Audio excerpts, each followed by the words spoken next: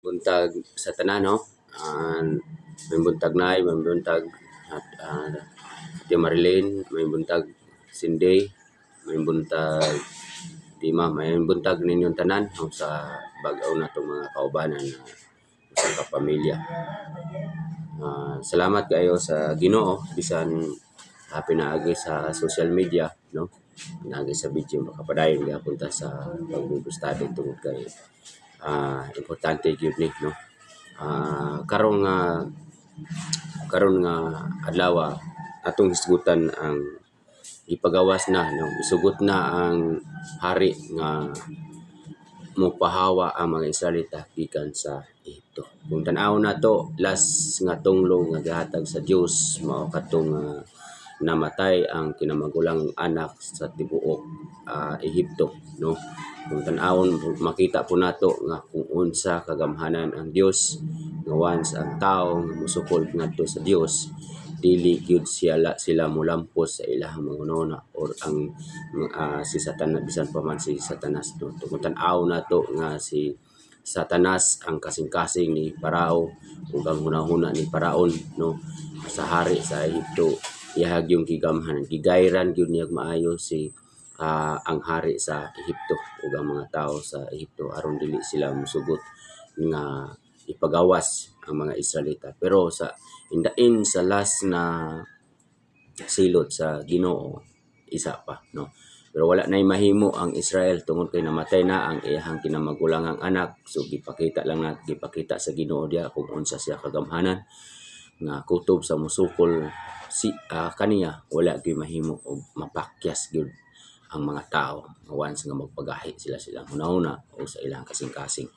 So tungod kay misugot naman ang hari na mopahawa or mo lakaw na ang mga Israelita aron mosimba sila sa Dios nga nagbuhat sa langit ug sa yuta, nga ang Dios nga nagtawag kay Abraham nga nagsaad nga tagaan og daghang mga kaliwatan. So kung tan-aw nato nagdala sila according sa gisaad sa Dios kutob sa ilahang madala gikan sa ito ilaha kanang gidala. So mao ni ang nahitabo tungod kay misugot naman ang hari, so gipalakaw sa dihang gipalakaw na sa hari sa Ehipto ang mga Israelita, wala sila dad-a sa Dios agi sa dalan sa yuta nga sa mga Pilistihanon bisan pa kini mao ang labing laktod miingon ang Dios, dili ko gusto nga mausab ang hunahuna sa mga Israelita inig kakita nila gubat kay tingalig mo balik sila sa Ehipto. So imbes sayon ra kaayo ang dalan unta nga padungto sa yutang saad, wala sila gidritso pagdala sa Dios. So tungod kay nakita po sa Dios nga basig maabot ang panahon nga makakita sila og mga gubat or pagsulay sa ilahang paglakbay or paglakaw, mubalik sila ngadto sa Ehipto tungod kay naandan na nila nga daghang pagkaon, daghan nindot ang kinabuhi didto niya.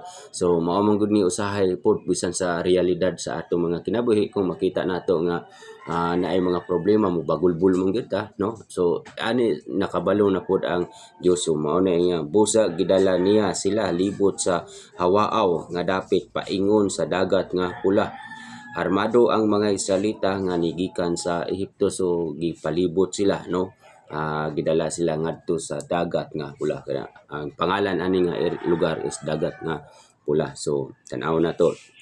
Gidala ni Moises ang mga bukog ni Jose sumala sa gipanumpa ni Jose sa mga Israelita nga buhaton gayud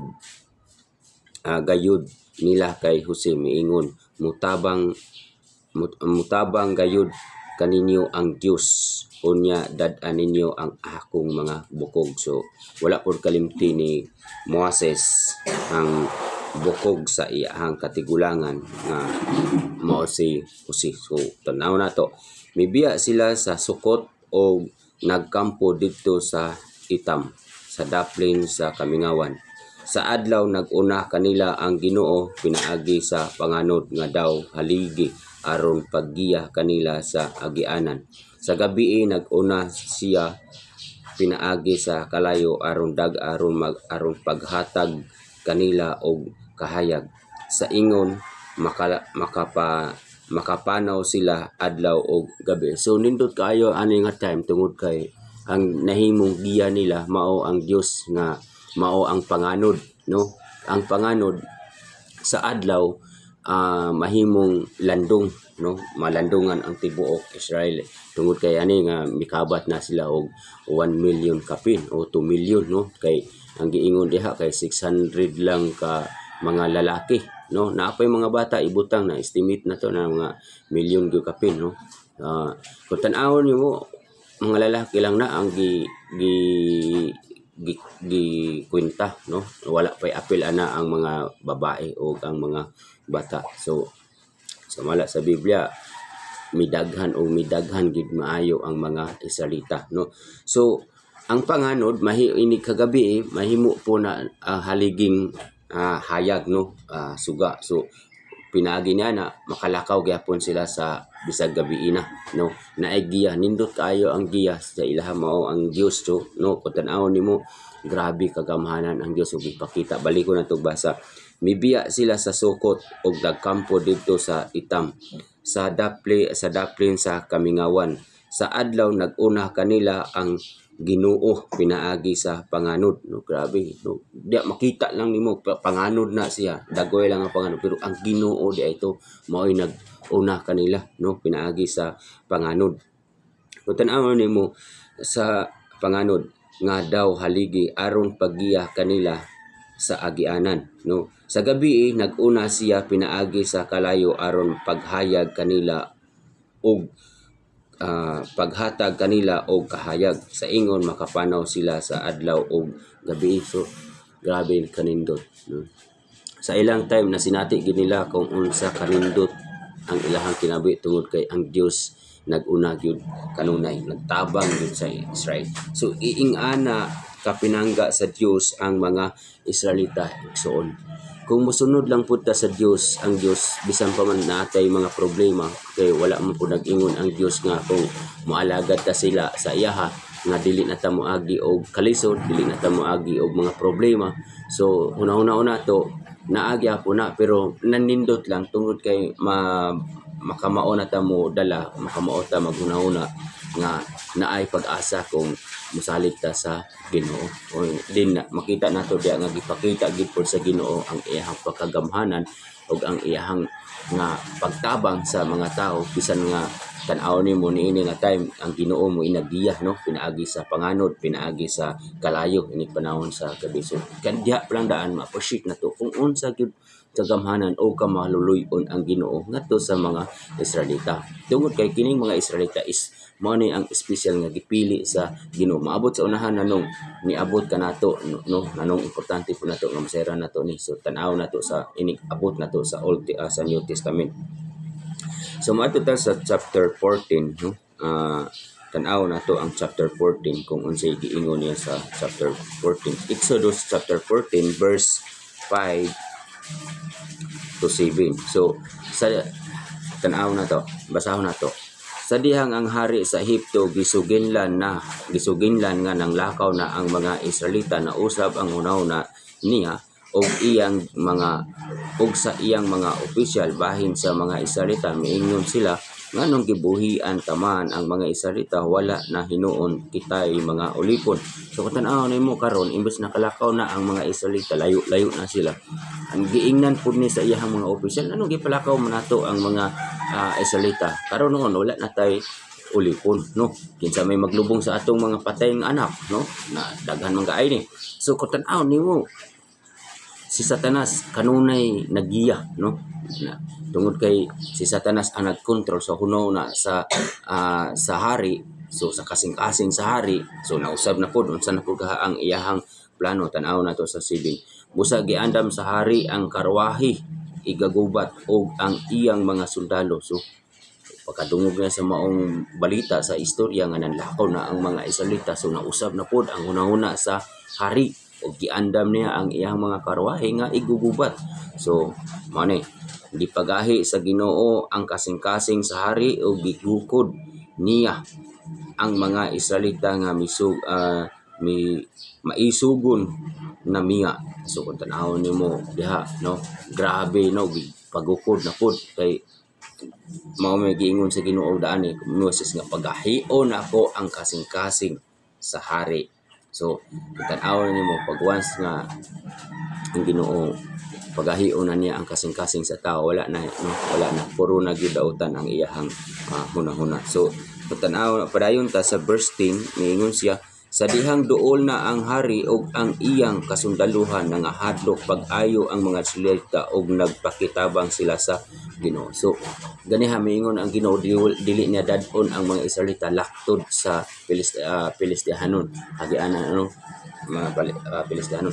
So kung tan-aw nimo imbes duol ra unta kayo na like tulo ka adlaw o isa ka adlaw baka niya na no. So kung tan-aw nimo nga ang giingon dili niya dadon kay basig makakita sila gubat o mobalik sila dito sa ito. So wala gyud di ay nasipyat ang Dios tungod kay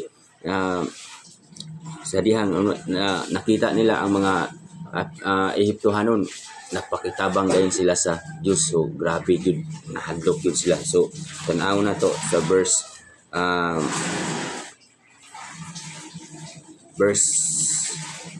11. Miingon sila kang Moses, wala bay kalubngan kanamo didto sa Ehipto nga gidala mo man kami dinhi sa dapit nga hawaaw aron lamang mamatay. Tan-awa unsay among gidangatan tungod sa imong pagdala kanamo gawas sa Ehipto. So nagbasol na no, nagbasol na sila, gibasol na nila si Moses. So tan-aw na to kung unsa dili ba nagpasidaan man kami kanimo sa wala pa kita manglakaw nga mahitabo gayud kini. Giingnan kanamo pasagdi lamang kami nga maulipon sa Ehiptohanon, sa mga Ehiptohanon. Maayo pa nga magpabilin kami nga ulipon kaysa mamatay dinhi sa kami ngawan. So usahay pod no, nakabalo na sila, nakakita na sila kung unsay gihimo sa Ginoo dito sa Ehipto. Dili malilong kanila kung giunsa sa Ginoo pagtabang ang pagtunglo ang mga Ehiptohanon o giunsa na pud pagtabang sa Ginoo sa mga Israelita. Pero sa diha sa usa lang ka problema nakita nila imbes na nindot unta to nagpakitabang sila sa Ginoo, pero ninggawas gyud sa ilahang baba ang pagmahay, ang pagpasol sa mga tao nga nagdala kanila nga gisugo sa Ginoo. Usahay realidad po ni may tabo sa ato nga kinabuhi once nga mosalig na ta sa Ginoo, and then naapoy time nga mabasol nato ang atong pagpaminaw sa pulong sa Ginoo. Hopefully nga masabtan gyud nato ang word of God nga makita nato diya kung unsa kanindot ang Ginoo sa pagtabang no. So gipaso nila si Moses, maingon sila ni Moses nga wala na ba day kalubngan kanamo dito sa Ehipto nga imo kami gidala dinhi sa kamingawan niya, mga matay kami sa diya wala pa tanang lakaw, giingnan kanamo daan. Pero kung tan-aw nimo isog na kaayo mga tao, tan-aw na to kung unsay gitubag ni Moses ngadto. Dili ba nagpasidaan man kami kanimo sa wala pa kita manglakaw nga mahitabo gayud kini. Giingnan namo pasagdi lamang kami nga magpaulipon sa mga Ehipto, sa mga Ehiptohanon. Maayo pa nga magpabilin kami nga ulipon kaysa mamatay dinhi sa hawaaw. Musugot naman po sila mamatay or maulipon no. Pero miingon si Moses sa katawan, ayaw kamo kahadlok, pabilin sa inyong nahimutangan og tan-awa ang buhaton sa Ginoo niining adlaw aron paggawas, aron pagluwas kaninyo kanang mga Ehiptohanon dili na ninyo makita pag-usab.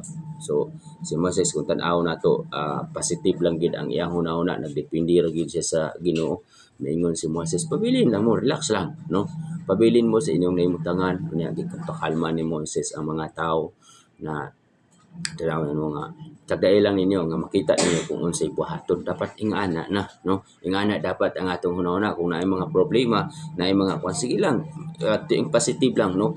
Ang Ginoo mutabang gyud na no, mutabang og magiluloy-on gyud ang Ginoo, depende sa situation.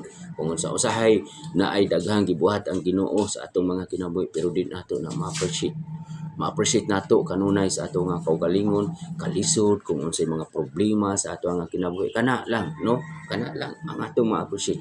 Pero ang nindot adlaw-adlaw, minuto kada segundo nga nindot ang gihatag sa Dios nito, dili nato usahay mapasalamatan ang Ginoo. Usahay daghan ang mugawas atong puro mga reklamo, puro mga pagbagulbol, pagtamay nana, usahay mawad-an kita paglaom, pero dili di ay kana maayo. Pero si Moises sa diya nga nakibati niya ang tanan nga pagbagulbol sa tanang mga tao sa iya nga iyang gidala gikan sa pagpagawa sa Egypto.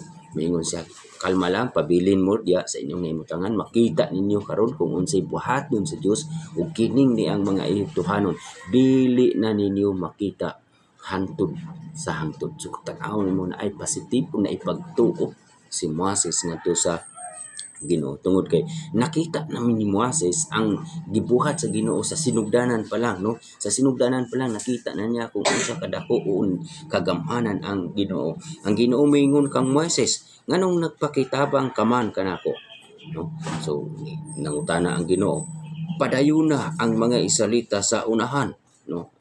Niya moingon ang Ginoo, nagpakitabang padayon na sila sa unahan.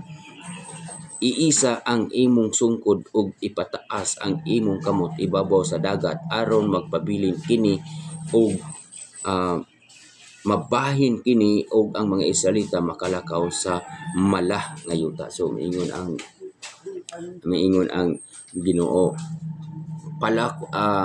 pabilin, no, palakwa sila sa unahan, makita nimo kung unsay buhaton sa, no? So iisa ang imong sungkod, ipaisa lang sa Ginoo ang sungkod ni Moises ug mapikas ang dagat. So ingana kagamhanan ang Ginoo igsoon kung mosunod lang gyud ta sa Ginoo. Ang Ginoo naa gyud siya pagabuhaton sa ato nga kinabuhi. So kung tan-aw na to, mayingon magpadayon ta sa unahan. Tan-aw na. Unya ang anghel sa Dios nga nag-una sa kasundaluhan sa Israel, mibalhin sa likod og ang panganod nga daw haligi, mibalhin usab ngadto sa luyo nila. So tan-awa ha, basahon nato balik aron unya ang anghel sa Dios nga nag-una sa kasundaluhan sa Israel, mibalhin sa likod og ang panganod daw og ang panganod nga daw haligi, mibalhin usab ngadto sa luyo nila. So ang anghel sa Ginoo, ang anghel sa Ginoo nag-una sa kasundaluhan sa Israel, mibalhin sa likod og ang panganod daw nga haligi, mibalhin usab ngadto sa luyo nila. So gibutangag pader, murag nahimog pader, no? So patan-aw nato aron masabtan pag yun nato maayo. So verse 20, nagpahimutang kini tunga-tunga sa kasundaluhan sa mga Ehiptohanon ug sa mga Israelita, busa didto ang panganod nga ang ngitngit milabay, ang kangitngit milabay ang kagabion ug ang kasundaluhan sa Israel ug sa Ehipto wala magkaduol sa tibuok gabi. So nahimong ngitngit, no, na ang dili na makita sa mga Israelita ang mga kasundaluhan sa Ehipto ug ang mga Ehiptohanon dili po nila makita ang Israelita sa tibuok gabi. So imbis duol na kayo, dili na nila makita. So tan-aw na to unsa sunod. Unya giisa ni Moises ang ihang kamot ibabaw sa dagat o gipasibog sa Ginoo ang dagat, pinaagi sa kusog nga hangin gikan sa silangan nga mihuros sa tibuok gabi, nabahin ang tubig ug nauga ang taliwala nini. So tanawa ha, sa diyang giisa ni Moses ang iyahang kamot ug ang iyahang sungkod. Nagpadala ang hangin, ang Ginoo og kusog kaayong hangin, unya nabahin ang dagat. Unya sumala sa atong gibasa, nauga ang mga balas, ang lapok. So kung tan-aw nato, ang atong mga suba kasagaran dinhi sa ato, mahubas na siya sa panahon sa taas kayo nga init. Pero ini kahubas niya na pila ka dili po na diretso nga uga kaayo nga pwede na nga magian. Sumuabot pag pila ka bulan, pila ka adlaw, isa na nimo pwede magianan. Pero kani nga time instant yun ha, instant. sa diyang pagpikas sa Ginoo sa dagat, dili na pwede mapikas ni Moses, pero si Moses gigamit nga instrumento ug ang iyang sungkod nga pinaagi ni ana napikas, migawas ang gahom sa Ginoo ug napikas ang dagat. So ingon sa atong verse nga atong gibasa, naugah og nakaagi ang mga Ehipto, ang mga Israelita. So kung tan-aw nato igsuon, gipakita na usab sa Ginoo ang iyahang gahom ug ang iyahang kung unsa siya ka gamhanan. Una, gipabalhin sa Ginoo ang mibalhin ang anghel sa Ginoo didto sa likod sa mga Israelita ug sa mga Ehiptohanon, wala sila makakita ug katong haligi nga kalayo mibalhin usab dito ug mingit-ngit ug wala sila makakit-anay. Ikaduha dinhi niini nga time sa ilang situation nga grabe na nila kaguol, gipapikas sa Ginoo, gipikas sa Ginoo ang dagat. Unya nakita sa mga Israelita, unya ang giingon dia nauga pagyud ang lapok sa dagat. Unya nakaagi sila, nindot ang ilahang pag-agi, no? Diha pa lang daan maamis ka sa gahom sa Ginoo, no? Nimna naman tungod kay bisag reklamador ang mga tao, bisan may reklamo sila, pero kitabangan gyapon sa Ginoo. Ug miagi niini ang mga Israelita sa isig ka kilid nila, nahimong daw duha ka parel ang tubig. So kung ako ang moagi niini, murag kulbaan pagyapon ko, dabi og mobalik ng kalit ng tubig, no? Unya kay ang giingon dia miagi sila sa taliwala dinhi una nahimong pader ang tubig, no? Wala imposible sa Ginoo, tungod kay ang Ginoo siya may nagbuhat, siya po'y makahimo pagpikas, no? Sa sinugdanan wala pay kuan, no? Gihimo sa Ginoo ang kalibutan. So sumala sa atong gitun-an, gipagawas niya ang mala nga yuta gikan sa tubig. Unya kung tan-aw nimo mas daghan ang yuta, unya mas gamay ang yuta, mas daghan ang tubig. Kung tan-aw nimo pwede gyud, pwede kaayo mahimo. So kat niagi, so naagian sad nato ang panahon ni Noe, no? Di ba gilunupan ang tibuok kalibutan. So pwede kayo unya kinsay nagpahubas ang Ginoo ra gyapon. So dinhi pwede gyapon sa Ginoo nga iyang bahin pikason ang dagat ug nahimo gyud kini. Gigukod sila sa mga Ehiptohanon uban sa tanan mga kabayo sa hari. Uban sa tanan mga kabayo sa hari, sa mga karwahe ug sa mga magkakabayo subay sa ilang giagian sa dagat. So pagtan-aw nimo gigukod sila sa tanawa, ha. Sa pagkaadlawon midungaw ang Ginoo gikan sa haligi ng kalayo ug sa panganod ngadto sa mga Israelita, ngadto sa mga kasundaluhan sa Ehiptohanon ug gilisang niya sila. Gipagahi niya ang pagtuyok sa mga ligid sa mga karwahe, busa naglisod sila pagdagan ug miingon ang mga Ehiptohanon, musibog kita kay ang Ginoo dapig kanila ug makig-away kanato. So karon nakita na po midungaw ang Ginoo pinaagi sa panganod nga haligi niya atong kalayo, no? Unya gipagahi sa Ginoo pagtuyok ang ilahang karwahe aron dili sila makagukod sa mga Israelita. So tan-awan nato, no? Ang Ginoo miingon kang Moises, iisa ang imong kamot ibabaw sa dagat ug mutikyop ang tubig ug matabunan ang mga Ehiptohanon uban sa ilang mga karwahe ug ang mga kabayo. Busa giisa ni Moises ang iyahang kamot ibabaw sa dagat sa pagkabuntag nahibalik ang dagat. Misulay ang mga Ehiptohanon sa pag-ikyas apan nasugatan hinuo nila ang tubig.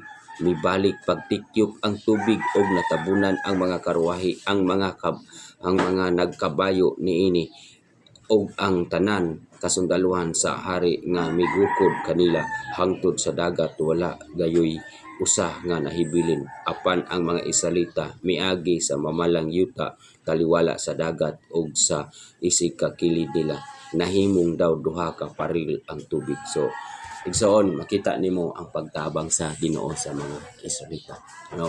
Sa gikan sa sinugdanan palangdaan sa ikanapulo nga silot sa Ginoo hantod nga gipagawa sila. Sa sunod, makita nato na gitabangan sila o natabunan gayud sa tubig kining mga ang mga Ehiptohanon o nangamatay gayud, no, sumala sa Biblia natabunan sila bisag bisulay sila sa pag-ikyas, pero wala sila nahimo nasugatan na noon nila ang tubig. So igsuon mao kini ang ato angay nato nga may bawan. Bisag unsaon pa nato pagpagahi sa atong hunahuna o sa atong kasing-kasing, ang Ginoo nagpabilin pagyapon sa paghigugma, no. Kung tan-awon nimo ang mga Israelites, bisag reklamador kaayo sila, pero nagpabilin ang gugma sa Ginoo sa mga tao. Ikaw ug ako, usay moabot kanato ang mga kalisod pagbagulbol sa ato nga kinabuhi, pero ang gusto sa Ginoo nga kanunay kita mosalig niya. Ang tagaan nato nga ang Ginoo mo imugiya sa ato nga kinabuhi, sama sa paggiya sa Ginoo sa mga Israel.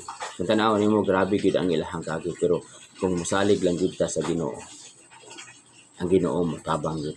Motabang ang Ginoo paghatag og peace of mind sa ato hunahuna, no.